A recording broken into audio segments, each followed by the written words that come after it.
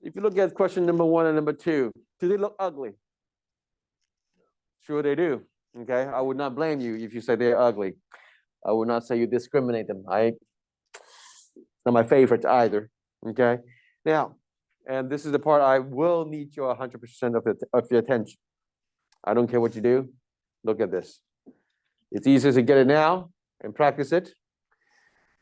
Now, what makes it challenging is that it's such a mess. And if you don't learn this, okay, if you don't learn it, you for sure have no idea what in the world this is going on. It's like you cannot even figure it out. I will tell you this. If you don't learn how to see it in the proper way, you cannot figure it out. So now, what makes it so ugly? If you say it's ugly. There's a lot of numbers. A lot of numbers, right? Now, I'll give you one hint, and this is the perspective you are learning. What would you say if I write it this way? Which becomes 2 to the what power? 2 to the 2x power, right? That is the key. Okay. Now, using this as your lens, I'm going to rewrite this, and I'm going to do some highlighting and see if you can see what's happening here. But the main thing that's happening right here, it's this part, 2 to the 2x power. Let me go ahead and rewrite it as 2 to the x power squared. Okay, now I want you to see that they are still equal to each other. And you may wonder at this moment, why are you doing this? Well, you'll see in a moment. And then minus 3 times 2 to the x. Now I'm going to use a pair of parentheses to, to surround the 2 to the x. Okay, and I'm going to highlight something.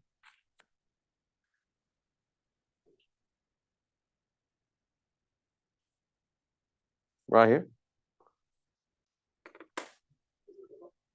No, they can't. Can you relate to a topic that we did months ago?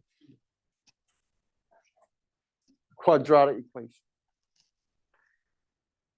Okay, now, so in Algebra 2, I will allow you to do this, okay? So what we do is that we can set up something called a dummy variable, okay, to help you see things better. So you can replace 2 to the x power temporarily with a dummy variable, which I call it a. So this will be a squared minus 3a plus 2 equals to 0. Oh, okay, makes sense now. So this is why I said if you don't learn how to see it properly, you have no way of figuring it out. And I can tell you this because I didn't pay attention when I learned this in school back in the days. And I tried to figure it out, and I can't. So I walked that path already. And now, when you do this, just remind yourself that your end goal is not to find out what A is. Your end goal is to find out what X is. So, but first you will find out what A is equal to. So you'll be like, oh yeah, I can factor this quadratic expression. This is just x minus 2 times x minus 1. So therefore, A is equal to, well, A minus 2 is equal to 0. A minus 1 is equal to 0. So A is equal to 2. A equals to 1.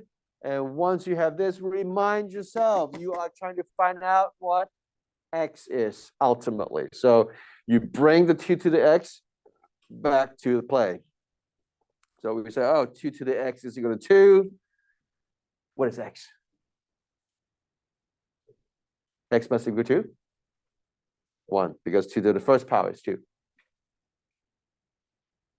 On the right-hand side, 2 to the x power is equal to 1. 2 to the what power is 1?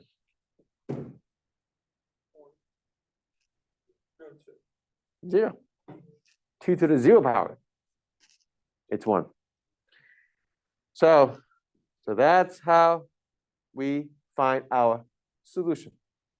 So again, I'm not going to say this is easy. It is not easy, but it's not like impossible.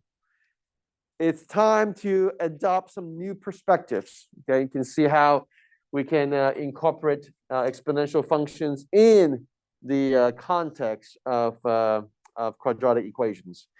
We can do factoring and mash them up together. So I hope you can enjoy the excitement here. Okay. You can say I'm being a little bit sarcastic, but but it's something new. It's something new that can stimulate your brain and expand your capacity. So if you understand what's going on here, then you can go ahead and try number 2 yourself. Okay.